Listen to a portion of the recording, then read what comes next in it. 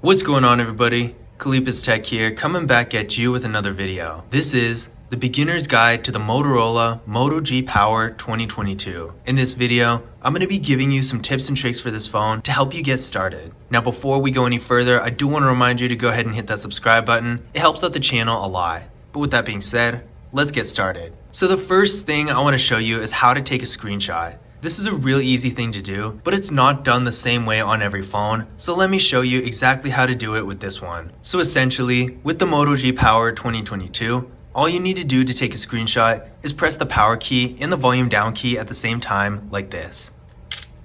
And as you can see, this is going to show up on the bottom left corner, and that is pretty much it. Now, on some phones, you need to press and hold it, but not on this one. All you're going to be doing is actually just pressing the buttons real quickly. Again, you don't need to press and hold it. Now, there are actually a couple different ways to take a screenshot with this phone, so let me show you real quickly. One really interesting way to take a screenshot with this phone, the coolest one in my opinion, is a feature called 3-finger screenshot. In order to access this feature, you're going to want to go to Settings, go to System,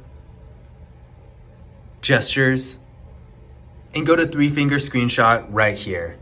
As you can see, it is activated by default, but if for whatever reason yours isn't, this is where you're going to want to go to turn it on. Now, once the feature is activated, taking a screenshot is really simple. All you need to do is put 3 fingers on the screen and hold it for just a second like this.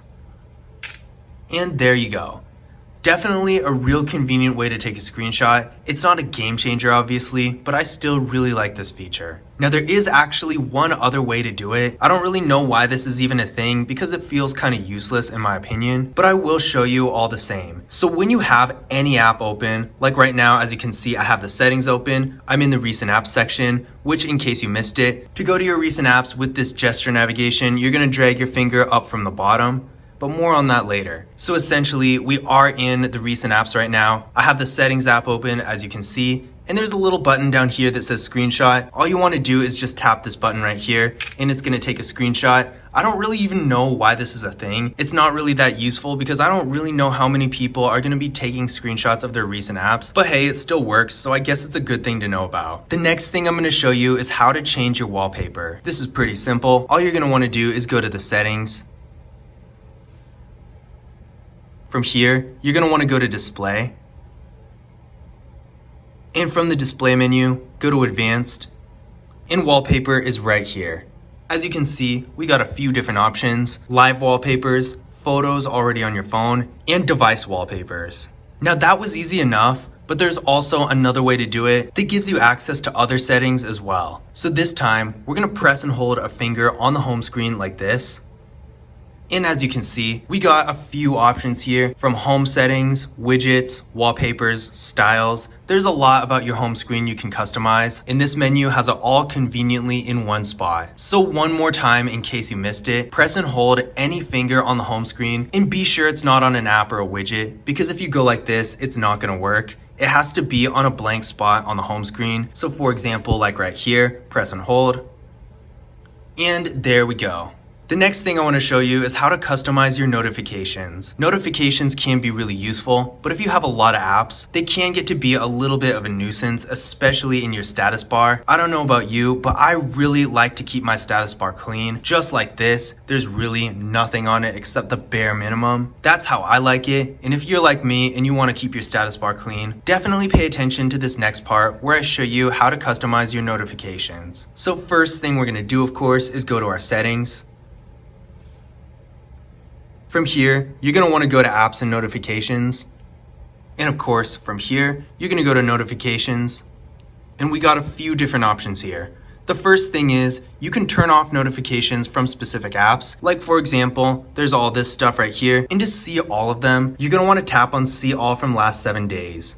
This is going to show you all the apps that have sent you notifications within the last 7 days, and you can turn off all the ones you don't want notifications from. Now, I personally use all these apps, but do I really need notifications from them? No, not really. So I'm going to go ahead and toggle all of these off.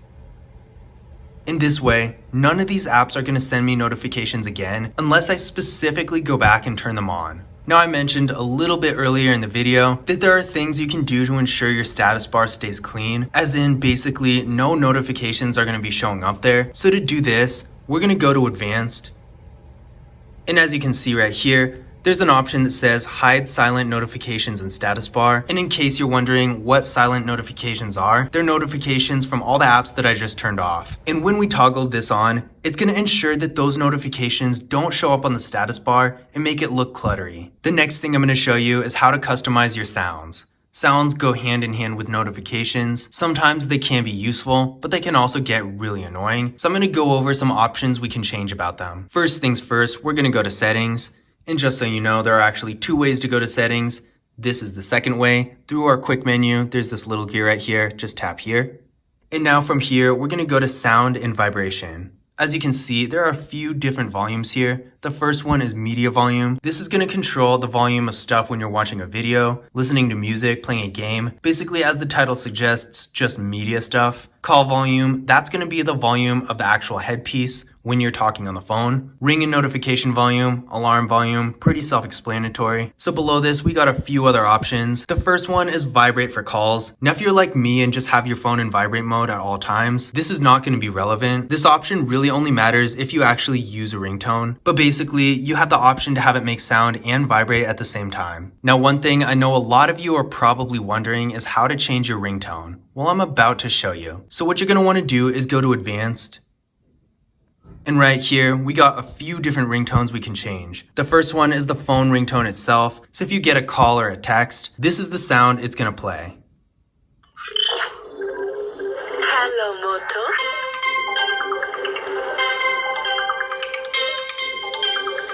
I never actually listened to that, but that's a lot more obnoxious than I thought it was. Anyway, underneath that, we got the notification sound. If you've ever owned a Motorola phone, you've probably heard this before.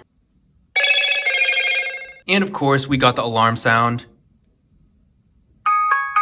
Now, one cool thing about this that a lot of people are probably going to want to know about is adding a custom ringtone. So if we go, for example, to phone ringtone again, at the bottom here, we're going to see add ringtone. And this is going to allow you to go through your files and actually add a custom ringtone instead of the ones that are already on the phone. Now, at the very bottom here, we have some other sounds that we can turn on and off, like dial pad tones. So when you're dialing a phone number, screen locking sound, pretty self-explanatory. Charging sounds and vibration. So in case you never noticed, when you plug in your phone by default, it's going to make a sound and vibrate. If you don't want it to do that for whatever reason, you can always turn it off. Now touch sounds, this is actually one that some of you have been asking on my other videos how you can do. And with this phone, luckily it's actually a simple thing. All you need to do is toggle on touch sounds, and then when you do pretty much anything on this phone, it's going to make a sound. There are a few others as well, so I definitely recommend checking out the sound menu as soon as you get this phone and really playing around with these settings and finding out which ones work best for you. The next thing I'm going to show you is how to change your screen timeout time. So if you're ever doing something on your phone, maybe you're reading something, watching a video, and it falls asleep in the middle of it, changing the screen timeout time is one way around this. So to change it, it's really simple. All you're going to do is go to settings, go to display. From here, you're going to want to go to advanced, and screen timeout right here. As you can see, I have mine set to 30 minutes, but you can have it set to as short as 15 seconds if you want. The next thing I'm going to show you while we're in the display menu is the dark theme. This is a pretty cool feature, and it's right here at the very top of the menu. All you need to do to turn on the dark theme is toggle this on. And there we go. Of course, now we're in dark mode, and you can actually set it to turn on and off automatically. Some people do this because dark theme is a little easier on your eyes, and that's nice to have at night. Or some people might just do it for variety. Whatever the reason, all you need to do to schedule your dark theme to turn on and off automatically is tap right here, and now tap on schedule. And here, you can have it turn on from sunset to sunrise, or you can use a custom time. The next thing I'm going to show you is how to change your screen lock. To do this, we're going to go to settings. From here, go to security. And there are two different elements to this. First of all, screen lock is right here.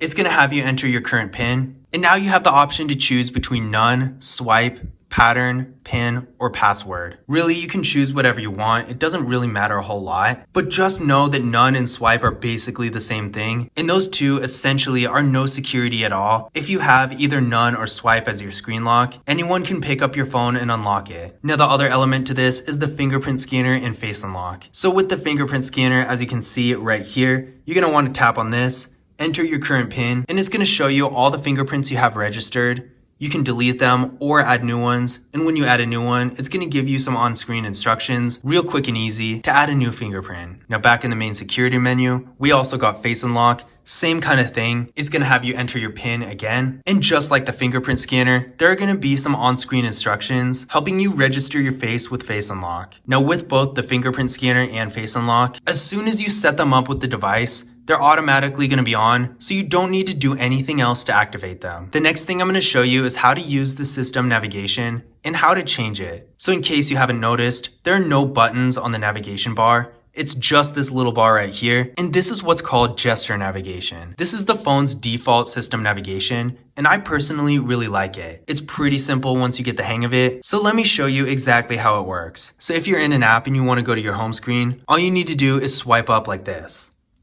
To go to your recent apps, drag your finger up from the bottom. And to go back, slide your finger from left to right or right to left.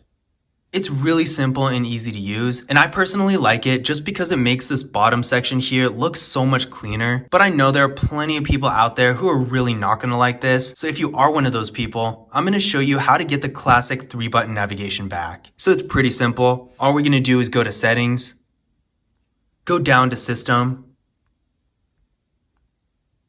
From here, you're going to want to go to Gestures, and System Navigation is right here. As you can see, by default, it is going to be in gesture navigation, but you can also select 3-button navigation right here. And as you can see, it's going to change right back to the old 3-button navigation. Now there's really no right or wrong here. I wouldn't say one of them is better than the other. So in case you're not familiar with either of them, I would suggest trying out both the button navigation and the gesture navigation and seeing which one you like better, because it's going to be different for everyone. It's really just based on preference. Now the last thing I'm going to show you is how to create a screen recording. Just like a screenshot, this is a really easy thing to do, although there are really no shortcuts here. All you need to do is open your quick menu by swiping down twice. Go to the next page and go to Screen Record Start. Hit Start. There's going to be a little countdown. And now the screen recording started. You can turn on the microphone if you want to narrate it. You can also record yourself, and you can draw on the screen as well. When you're done, go ahead and hit stop. And now the screen recording is going to be saved to your photos. You can also see this in your notification center. But this was my beginner's guide to the Motorola Moto G Power 2022. I hope you guys enjoyed the video, and I hope you found these tips and tricks useful as well. If you did, don't forget to leave a thumbs up and subscribe to the channel. And if you want to learn more about this phone, be sure to check out my full review of it as well. But that's it for this video. As always, I will see you in the next one.